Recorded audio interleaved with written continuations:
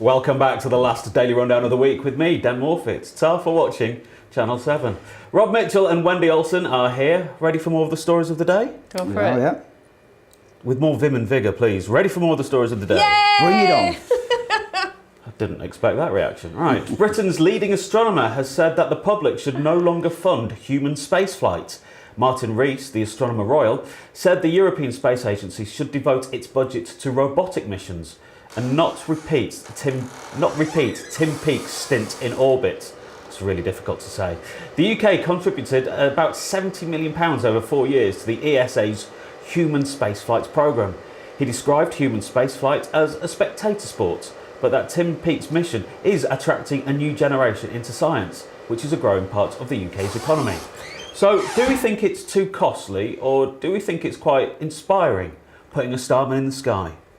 I am totally in favour of what this man is saying. He's recommending we use the money more wisely, and I think that's great. He's saying that to have a man up there creates a whole load of extra costs, and I think that's right. And, you know, the fact that we can still have science for, you know, as a role model, you can still have lots of scientists who are on TV showing how we do it. But they sent the Beagle to Mars, and it went roving around Mars, and it did a great job. And that was all by Didn't Beagle remote. 2 crash, though? There are some crashes, but they do awfully well at managing these things to, you know, unfold, land safely, send out a little Beagle or whatever running around recording. By the way, it's just amazing the data they get. when Wendy says Beagle, she doesn't mean a little dog. We've not sent a dog to Mars, although that would be... No. I did bring a dog. Can I just bring my dog out? That's not a... That's... Wendy, that's not a dog. That's a bear. Oh, it's a... Rob, It's do you called think Puppy. sending a robot into space as inspiring as sending Major Tim Peake into space? No, I mean, Tim Peake's a bit like the Spaceman equivalent of James Gordon, isn't he? He's just everywhere. He's bloody everywhere. on the TV and everywhere. You can't turn the TV on without him going, "Hi, I'm watching the football up here. Yeah. Hi, kids." Just do some science. Whatever's going on, whatever you're doing down on Earth, look, I'm doing it up in space, running a marathon and everything. Yeah. So, He keeps sending pictures as well, doesn't he? Going, "Can you guess which country I'm over right now? Yeah. It's Italy. It looks like a boot. Yeah. Get on with it, Tim." Surely his wife wants him back. It reminds me of like when I'm upstairs playing my guitar. Sometimes after a while, I say, "Come down now, you know, come do the washing up or something." Surely that's what his wife's going to Do be you think like. the risk was part of the reason why he's made this recommendation? The fact that Tim Peake's life was actually at risk, is that what makes us get so excited about it? I don't know. It's a weird one. I think for the Astronomer Royal, and you know, this position's been held by some of the great and good scientists of the UK. For him to say, "I don't think we should be sending humans up anymore," is quite telling. We spent 70 million, haven't we, over a 4-year period, which is a lot of money, but relatively maybe not. So we talk about Tim Peake. Well, I know again as a teacher how inspired the pupils have been. There's been over 1 million pupils that have been involved with projects based on him being up there and what he's done, you know, and it's really inspired a lot of children to get involved with sciences. He sent the seeds down which they've planted, so there's a real buzz in the school, the secondary school I teach in, but also my little kids who go to primary schools, they're doing projects as well based on it. So, you know, they're really Why does it enthusiastic. have to be so extreme? You know, with all respect, because I love science, I'm a scientist, but this idea of extreme sports and extreme wildlife and extreme mountain climbing, you know, it's stupid. This is it has no meaning. But this is extreme human being. No, being a human being. They could put a person up into a balloon and go up and do the weather checks and measure the temperature and tell us about how much climate change has warmed the globe. It's global warming, and they'd be at risk of falling down in that weather balloon, and that would be just as exciting. But it isn't, because it's not be extreme. as exciting because he's going to the very zenith of human achievement. Us putting an international space station orbiting around the Earth. I don't agree that it's an achievement if it's just getting him there and getting him back. Like, what is it? But they're doing a lot of tests up there, aren't they? They're doing a lot of tests. No, it's a monument to nothing. It's just a bunch of steel. See, they're doing tests on fluid on the brain, aren't they, at the moment? Because the effect on astronauts is similar to when people here have an accident, have fluid on the brain. So they're able to test that. And things like that they wouldn't be able to do, would they, if they were to send a Beagle? And the last Sure, they astronaut could find a way to do it down here. The last astronaut that came back, who was an American astronaut, actually was a twin. So what they've done is they've done tests on him and his identical twin brother to see the effects of space, and they realised that he'd got taller, his bones had crumbled in places. There's lots It's of all very research on interesting. twins. You've got to look at ethics as a substantial question, right? Do we really need this ethically when we consider there's other issues to do with climate warming, the growth of the Sahel? They're spotting the climate How do we change changing. from oil to all the new fuels that we need, like wind farms? How do we keep a wind farm floating in the sea? Wendy, the astronauts can only do so much up there. No, They I'm can't just saying, solve all the other extreme problems. Science is just pointless. The thing is, I've notched this up on my stick. I got one more. I find astronauts really inspiring and their stories because, these are the best of the best. They're normally highly decorated military personnel or highly decorated scientists or both. So do you favour, maximum killing in war and getting more decorations? No, but what I like it's not is good in itself unless what you do is actually good. These astronauts are very inspiring and they're from all across the world. Italy, Japan, Germany, Canada.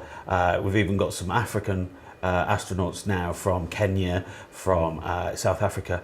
However, Tim Peake, like you said, Rob, he's bloody everywhere. Yeah, and he just looks macho. As if he's titting about a lot. It's very macho. The whole thing is setting it up. It's people and gadgets, and it's not about caring, it's not about relationships. It's not gadgets, it's more than that. He's done over 260 experiments while he's been up there, so he has been busy. It's just when the cameras go up and catch him and the fact, floating around and waving. The fact that we're talking about it time. shows he's made a difference. Yeah, and it's something I was always against, but I think recently, and I've seen how inspired pupils have been in school, I'm quite kind of going for it really. But I would have always absolutely been with you, and what a waste of money. But let's never forget, he wasn't the first Brit in space. That goes to Sheffield woman Helen Sharman. So she deserves the kudos there. I think that her name never gets mentioned. They always go, it's the first British astronaut. I'm telling you, it's macho. Even if it's a woman, it's still a macho role. I'd love you to tell Helen Sharman that. No, I'm telling you. She's been into space. There's a gender pattern where these gadgets and toys and all the like we've got all these cameras, and it's very male-dominated and male. It's construed as male. So even if you get a girl doing it, she'll have this terrible gender issue about how to construe herself. I'd love to see you as an astronaut. You would look good. Right, let's move on. I just want to dress as 7 of 9. That's a Star Trek reference. Man alive. Is that loud? Wendy, now I'm imagining you in a figure hugging like this thing. Let's move on to our next story. Recharged on that wall thing. Wow. Right, Russian government hackers have stolen opposition research on Donald Trump after penetrating the computer network of the Democratic National Committee.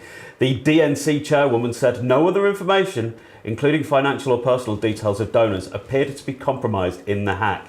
The newspaper reported that Russian spies, hello Russian spies, also targeted the networks of Mr. Trump and presumptive Democratic presidential nominee Hillary Clinton. So are these hacks becoming more important in politics, or are these more like leaks? Yeah, Rob? I don't get why they would hack Donald Trump. What are they going to find out? He's a bit of a racist. No, but they've hacked. They haven't hacked the Republicans. They've hacked the Democratic Party. Right. And they've hacked the information that they have on Donald Trump and the campaign. And the Democrats are trying to dig up dirt on him. So they've gone through his whole past and got every newspaper article and every, but he seems to be the school report cards and all that stuff. He doesn't from his really past. play his cards close to his chest. I think if he thinks something, he says it. Even if he doesn't think, he just says it, So I think he's quite honest. He says some awful things. You can't build a strategy against a man who has no strategy, can you? Well, there is one, because he can be impeached. So if they can find a law that he's broken and they can actually bring a case against him, then he's no longer eligible to be president. I think the interesting thing about this story is last night on the Daily Rundown we had a doctor from the University of Salford on who was an expert in cyber warfare and hacking, Dr. Ali Digantana, and he was a fantastic bloke. He recognised that most of us had been hacked in the office. Something like this, you would expect the Democratic National Convention to have really good security. By the sounds of it, a few Russians with a couple of laptops have started out this brand new Cold War now with Wi-Fi and microchips instead of guns and bombs. It is a Cold War, it definitely is. There's a lot of money being spent by the British government on they've got 5,000 employees just in the spying headquarters, GCHQ. Oh, in the big donut. The big one, yeah. And then they do things like stings. So they do hacking, basically it's legal hacking, and they try and entice a hacker to say yes to something interesting, and then they get into their stuff, so they hack the hackers. That's what the British government does. So if you can imagine what the Americans are doing. I think most of all, the Russians might have actually found out what size Donald Trump's hands are. Oh! Because I don't know if it's perspective, but Donald Trump's They look hands big. look little big. Yeah, depends on how far they're away. Good Right. question. I don't want to know the answer. Send him to space. Send Donald Trump to space.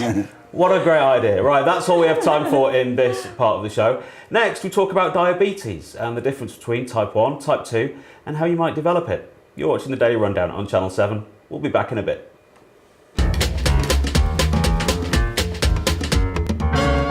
That's most of the show over and done with.